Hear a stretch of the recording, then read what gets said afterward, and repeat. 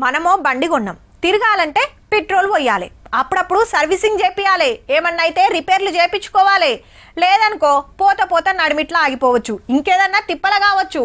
బండే కాదు ఏ మిషన్ అయినా గంతే. ఏండ్లక మనం గట్ల లాపరవ వేసినందుకే ఇగో గీ పరిస్థితి. జూరాల గేట్లకేం డేంజర్ లేదు, రైతులేం రంది పడద్దని భరోసా ఇచ్చిర్రు మంత్రులు. ప్రాజెక్ట్ అంతా తిరిగి చూసి గేట్ల గురించి అడిగి తెలుసుకొని ఆఫీసర్లతో మీటింగ్ పెట్టి అక్కరున్న కాడ రిపేర్ ఏరియాని ఆర్డర్ వేసిండ్రు.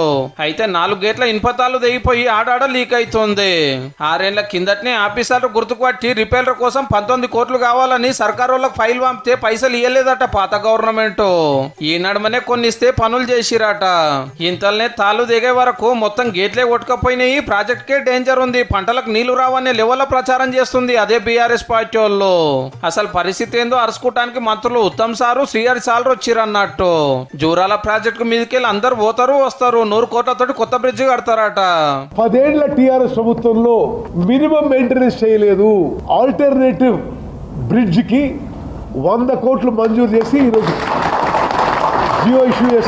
జూరాల గట్టి కూడా 30 ఏండ్లు, దానికే కారోళ్ళు ఇంత అంటే 1,00,000 కోట్లతోటి 3 ఏళ్లలో మాత్రం కాళేశ్వరం కడితే 3 ఏళ్లు కాకముందుకే మేడిగడ్డ పిల్లలు రుగొంగే అన్నారం ఆగంలో ఉండే సుందిల్ల డేంజర్ వాడే.